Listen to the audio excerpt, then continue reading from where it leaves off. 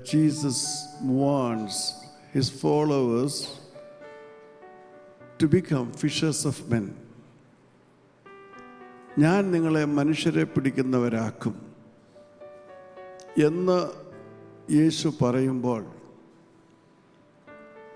എങ്ങനെയാണ് കർത്താവ് അത് പറഞ്ഞത്? എവിടെ വെച്ചാണ് കർത്താവ് പറഞ്ഞത്? ആ പറഞ്ഞതിൻ്റെ പൊരുളിലുള്ള പ്രവർത്തനം എന്താണ്? ഇതൊക്കെ മനസ്സിലാക്കേണ്ടിയിരിക്കുന്നു.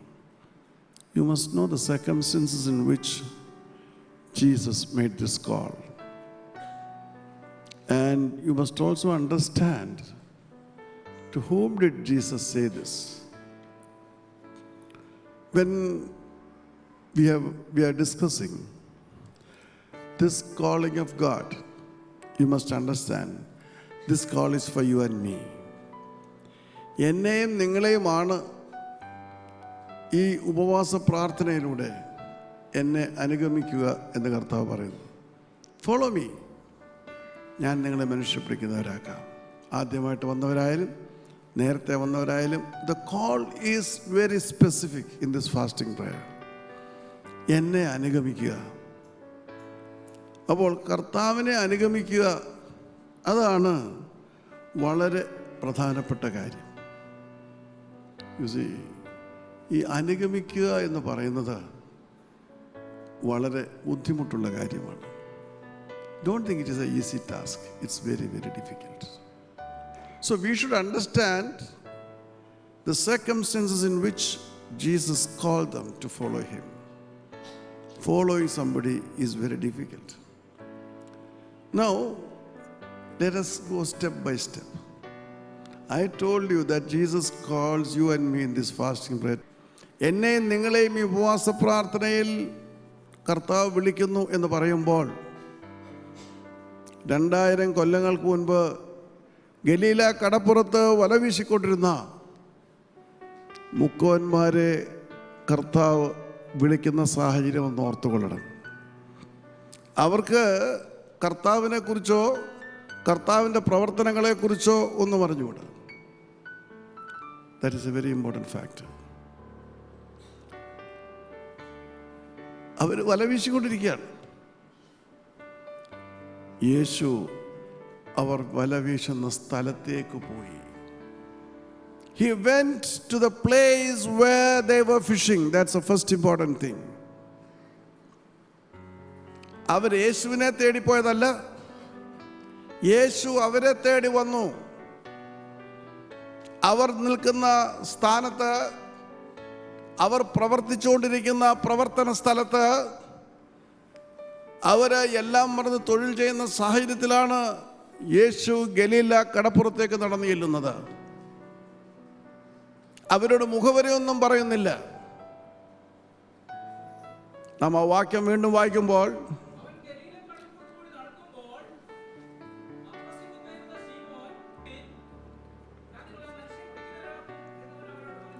അതെ, അവൻ ഗലീല കടപ്പുറത്തൂടെ നടക്കുമ്പോഴാണ് ഇവരെ കാണുന്നത്. അല്ലെങ്കിൽ ഇവരെ തിരഞ്ഞു പിടിക്കുവാൻ, ഇവരെ വിളിക്കുവാൻ അവൻ ഗലീല കടപ്പുറത്ത് ചെന്നു. അവർ വല വീശിക്കൊണ്ടിരിക്കുന്ന സ്ഥാനത്ത് നിന്നുകൊണ്ടാണ് കർത്താവ് പറയുന്നത്, ഞാൻ നിങ്ങളെ മനുഷ്യരെ പിടിക്കുന്നവരാക്കാം. യേശുവിൻ്റെ അടുക്കലേക്ക് ചെന്ന് സ്വയം സമ്മതിച്ചതല്ല, യേശു അവരെ തേടി വന്ന് അവരെ വിളിക്കുകയാണ്. So we find so many had an encounter with Jesus. Some had offered to follow him, but conditionally. ഉപാധികളോട് കൂടി അവനെ അനുഗമിക്കാൻ പറഞ്ഞത്. ഞാൻ നിന്നെ അനുഗമിക്കാം, പക്ഷേ എനിക്ക് ആദ്യമേ പോയി എൻ്റെ അപ്പനെ അടക്കണം. ഞാൻ നിന്നെ അനുഗമിക്കാം, പക്ഷേ എനിക്ക് എൻ്റെ വീട്ടുകാരോട് ചോദിക്കണം. ഉപാധികളോട് കൂടിയ അനുഗമനം അതല്ല കർത്താവ് ആഗ്രഹിക്കുന്നത്. Conditional following Jesus. There is no condition at all here. വിളിക്കുന്നു, ആ വിളി കേൾക്കുന്നോ ഇല്ലയോ? മത്തായിയുടെ സുവിശേഷം തന്നെ 9-ാം അധ്യായത്തിൻ്റെ 9-ാം വാക്യം വായിക്കുമ്പോൾ അവിടെ മറ്റൊരുവനെ വിളിക്കുന്നു. Matthew chapter 9 verse 9. As Jesus went on from there, he saw a man named Matthew sitting at the tax office. And he said to him, "Follow me." And he got up, followed him. യേശു അവിടെ നിന്ന് പോകുമ്പോൾ, അതെ എന്നെ അനുഗമിക്കുക എന്ന് അവനോട് പറഞ്ഞു. ആരോടാ പറഞ്ഞത്? മത്തായിയോട് പറയാണ്, എന്നെ അനുഗമിക്കുക. അവൻ എന്ത് ചെയ്തു? അവൻ എഴുന്നേറ്റ് അവനെ അനുഗമിച്ചു. മത്തായിയെ തേടി യേശു എവിടെ പോവുകയാണ്? ചുങ്കസ്ഥലത്തേക്ക് പോവുകയാണ്. ഓർത്തു കൊള്ളണം, ചുങ്കക്കാരെന്ന് പറഞ്ഞാൽ സമൂഹം ഏറ്റവും വെറുക്കുന്നവരാണ്. അവരൊരിക്കലും ആരാലും അഭിനന്ദിക്കപ്പെടുന്നവരല്ല, ബഹുമാനിക്കപ്പെടുന്നവരല്ല. കാരണം റോമ ഗവൺമെന്റിന്റെ കാശ് പറ്റിക്കൊണ്ട് സ്വന്തം ജനതയെ ഒറ്റിക്കൊടുക്കുന്നവരാണ് ഈ ചുങ്കക്കാർ. These tax collectors were hated by the people. They are looked down by the people because they were all traitors. They used to get money from the Roman government that used to squeeze these people. So everybody hated them. So nobody has any sort of communication with them. But we find Jesus going to the place where Matthew was. അവൻ മത്തായിയെ വിളിക്കുവാൻ എവിടെ പോയി? ചുങ്കസ്ഥലത്തേക്ക് പോയി. എന്നിട്ട് അവനെ വിളിക്കുകയാണ്, എന്നെ follow me, അനുഗമിക്കുക. പലപ്പോഴും കർത്താവ് വിളിക്കുന്നുണ്ട്. ആ വിളി എത്രമാത്രം നാം ശ്രദ്ധിച്ചിട്ടുണ്ട്? That's a problem. Not that he is not calling. He has been calling you and me. But how often have you bothered to think about this call? ഈ വിളിയെക്കുറിച്ച് ചിന്തിക്കുവാനോ ഈ വിളിയെക്കുറിച്ച് പ്രതികരിക്കുവാനോ നമുക്ക് കഴിയുന്നില്ല. കർത്താവിൻ്റെ വിളി കേട്ടാൽ ഒരു പ്രതികരണമുണ്ട്. When we hear the call of the Lord, or rather when Jesus is calling you, it is your response that matters. How do you respond to his call? വിശുദ്ധ മത്തായിയുടെ സുവിശേഷം 4-ാം അധ്യായത്തിൽ ആ രണ്ട് സഹോദരന്മാർ പത്രോസും അന്ത്രയാസും യേശുവിൻ്റെ വിളി കേട്ടു. എന്താണ് സംഭവിച്ചത്? ഉടനെ അവർ അവരുടെ വല ഉപേക്ഷിച്ച് അവനെ അനുഗമിച്ചു. Immediately they left their nets and followed him.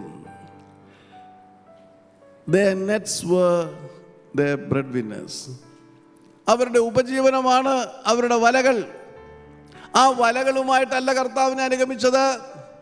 They never followed Jesus with their nets. അവരാ വലയെ ഉപേക്ഷിച്ചു. യേശുവിൻ്റെ വിളി കേൾക്കുമ്പോൾ നിന്റെ കഴിഞ്ഞകാല ജീവിതത്തിൽ നിന്നെ ലോകവുമായിട്ട് ബന്ധിപ്പിച്ചുകൊണ്ടിരിക്കുന്ന അനേക സ്വഭാവങ്ങൾക്ക്, അനേക പ്രവർത്തികൾക്ക് എന്നേക്കുമായിട്ട് വിട പറയേണ്ടിയിരിക്കുന്നു. എങ്കിൽ മാത്രമേ നിനക്ക് ഈ വിളി കേൾക്കുവാൻ കഴിയുകയുള്ളൂ.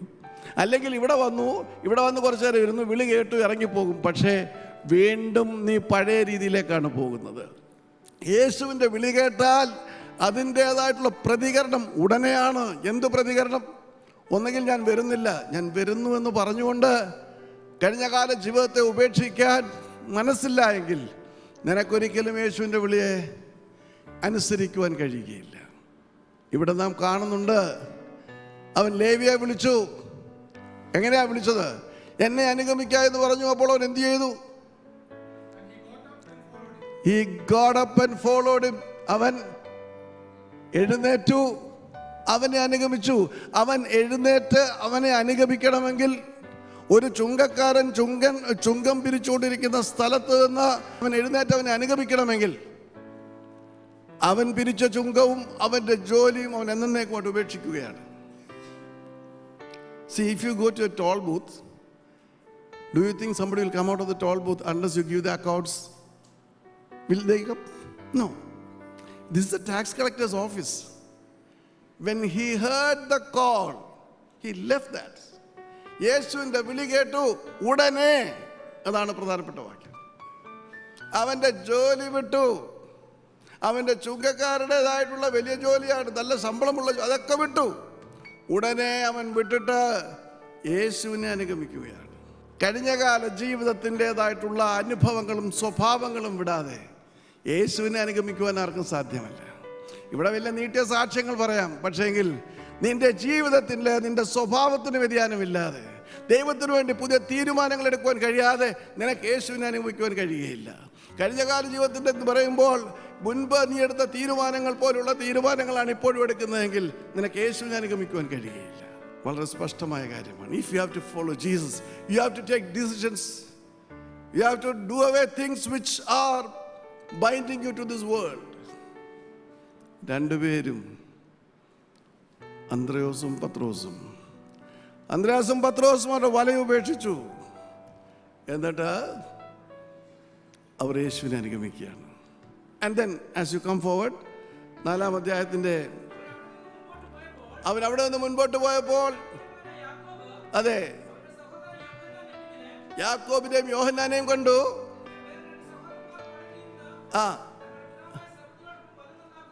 അതെ, പിതാവായ സബദിയോട് കൂടെ വല നന്നാക്കുന്നത് കണ്ടു. അവൻ അവരെ വിളിച്ചു, വരൂ എന്നെ അനുഗമിക്കുക. അപ്പോൾ അവരുടനെ പടകിനെയും പിതാവിനെയും വിട്ട് അനുഗമിച്ചു. Going on from there, he saw 2 other brothers. Yes, son of Zebedee, and John his brother, and with a boat with Zebedee's father, repairing their nets, and he called them. Immediately they left the boat and their father and followed him. See what's the difference? വല നന്നാക്കുന്നത് എന്തിനാണ്? ഓരോ പ്രാവശ്യവും മീൻ പിടിച്ചു കഴിഞ്ഞാൽ രാത്രി വന്നു കഴിഞ്ഞാൽ പകലെല്ലാം വല നന്നാക്കുകയാണ്. വല നന്നാക്കിയ ശേഷം വേണം അടുത്ത ദിവസം വീണ്ടും മീൻപിടുത്തത്തിന് പോകുവാൻ. അടുത്ത മീൻപിടുത്തത്തിന് പോകുവാനായിട്ട് അപ്പനോടൊപ്പം വല നന്നാക്കിക്കൊണ്ടിരുന്ന 2 സഹോദരങ്ങൾ, യാക്കോബും യോഹന്നാൻ, എന്നെ അനുഗമിക്കുക, ഫോളോ മീ. അവർ ആ വിളി കേട്ടു. ഉടനെ അവർ നന്നാക്കിക്കൊണ്ടിരുന്ന വല അവിടെ ഉപേക്ഷിച്ചു. അതുമാത്രമല്ല, അവളുടെ പിതാവിനെയും അവിടെ ഉപേക്ഷിക്കുകയാണ്. യേശുവിൻ്റെ വിളി കേട്ടപ്പോൾ അവരുടെ വല, അവരുടെ ഉപജീവനം അവിടെ ഉപേക്ഷിച്ചു. മാത്രമല്ല, അവരുടെ പിതാവിനെയും ഉപേക്ഷിച്ചിട്ട് അവർ യേശുവിൻ്റെ പിന്നാലെ ഇറങ്ങിത്തിരിക്കുകയാണ്. കർത്താവിൽ പ്രിയ സഹോദരങ്ങളെ, യേശുവിൻ്റെ വിളി കേൾക്കുന്നവർക്ക് ഇങ്ങനെ ചില കാര്യങ്ങളുണ്ടാകണം. തങ്ങളെ ഈ ലോകവുമായിട്ട് മുറുകെ കെട്ടിയിരിക്കുന്ന, തങ്ങളെ ലോകവുമായിട്ട് ബന്ധിപ്പിച്ചിരിക്കുന്ന ചില കാര്യങ്ങളുണ്ട്. അതിനെ അറുത്തുമാറ്റണം, അതിനെ സമ്പൂർണ്ണമായിട്ട് ഉപേക്ഷിക്കുവാൻ കഴിയണം. നമ്മുടെ ജീവിതയാത്രയിൽ പലപ്പോഴും അപ്രകാരം നമുക്ക് പരിപൂർണമായിട്ട് വിട്ടുപിരിയുവാൻ കഴിയുന്നില്ല. നമുക്ക് പല കാര്യങ്ങൾ ആവശ്യമുണ്ട്. നമുക്ക് പള്ളി ആവശ്യമുണ്ട്, നമുക്ക് സാമൂഹ്യ ബന്ധങ്ങൾ ആവശ്യമുണ്ട്, നമുക്ക് കുടുംബ ബന്ധങ്ങൾ ആവശ്യമുണ്ട്. പല ബന്ധങ്ങൾ നമുക്ക് നിലനിർത്തുവാൻ കഴിയണം. അതോടൊപ്പം യേശുവുമായിട്ടുള്ള ബന്ധവും നിലനിർത്തണം. ഇവിടെയാണ് യേശുവിന് എന്നെ നിങ്ങളെ ഉപയോഗിക്കുവാൻ കഴിയാത്തത്. This is where Jesus cannot use you and me. So you want to keep your relationship with this world. You want your prominence in the society. You want your prominence with the relatives. You want the prominence in your church. And then you want to keep those relationships intact. You see? But you will fail to have an intimate and intact relationship with Jesus. Only those who are prepared to sacrifice such relationships. I don't mean that they should forget. No. The priorities should be changed. യേശുവിൻ്റെ വിളി കേട്ടാൽ യേശുവിന്. അപ്പോൾ ലോകത്തെ ഇപ്രകാരം നമ്മളെ ബന്ധിപ്പിച്ചിരിക്കുന്ന പല കാര്യങ്ങളെയും മുറിച്ച് കളയണം. ഇവിടെ പത്രോസും യോഹന്നാനും, യാക്കോബും അന്ത്രയോസുമെല്ലാം, മത്തായുമെല്ലാം അവരുടെ കഴിഞ്ഞകാല അല്ലെങ്കിൽ ആ യേശുവിൻ്റെ വിളി കേൾക്കുന്നത് വരെയുള്ള അവരുടേതായിട്ടുള്ള എല്ലാ സാഹചര്യം മുറിച്ചു കളഞ്ഞു. They are going after a man. They don't know who he is. They don't know anything about Jesus. They don't know anything about the kingdom of God. They just followed his call. They heard the voice. They heard the voice. It was the voice that captured them. And Jesus is going, you see. And they left their past. ഞാൻ എൻ്റെ വാക്ക് ചുരുക്കുകയാണ്. തിരഞ്ഞെടുപ്പ് നിങ്ങളുടേതാണ്. തിരഞ്ഞെടുപ്പ് നിങ്ങളുടേതാണ്. തലളവനകം. ഗലീല കടൽപ്പുറത്ത് കേട്ട അതേ ശബ്ദം എന്നെ നിങ്ങളെ വിളിക്കുകയാണ്. Follow me. ആ വിളിയെ കേൾക്കുവാൻ സന്മനസ്സുള്ളവർക്ക് പ്രാർത്ഥിക്കാം. സ്തോത്രം, സ്തോത്രം, സ്തോത്രം. സ്നേഹിയായ ഞങ്ങളുടെ സ്വർഗസ്വപിതാവാം ദൈവമേ, ഗലീല കടപ്പുറത്ത് മുഴങ്ങിക്കേട്ട ശബ്ദം, ചുങ്കക്കാരുടെ ചുങ്കസ്ഥലത്ത് മുഴങ്ങിക്കേട്ട ആ ശബ്ദം, എരിഹോവിലേക്കുള്ള ദമാസ്കോസിലേക്കുള്ള തെരുവീതിയിൽ മുഴങ്ങിക്കേട്ട ശബ്ദം ഈ രാത്രി ഞങ്ങൾക്ക് കേൾക്കുവാൻ കഴിഞ്ഞതിനായിട്ട് സ്തോത്രം. എന്നെ അനുഗമിക്കുക, എന്നെ അനുഗമിക്കുക. Follow me. ആ വിളി കേട്ട് എല്ലാവരും നിന്റെ കരങ്ങൾ സമർപ്പിക്കും. ഈ രാത്രി മാറ്റത്തിൻ്റെ രാത്രിയാകട്ടെ കർത്താവ്. ഒരുവൻ ക്രിസ്തുവിലായാലും പുതിയ സൃഷ്ടിയാകുന്നു, പഴയത് കഴിഞ്ഞു പോയി. പുതിയ സൃഷ്ടികളായിക്കൊണ്ട് ഉപവാസ പ്രാർത്ഥനയിൽ മടങ്ങി വരുവാൻ അവിടെ ഞങ്ങളെ ഓരോരുത്തരെയും സഹായിക്കുകയും അനുഗ്രഹിക്കുകയും ചെയ്യണമെന്ന് യേശുവിനെ അപേക്ഷിക്കുന്ന കൃപയോടെ കേൾക്കുമാറാണ്.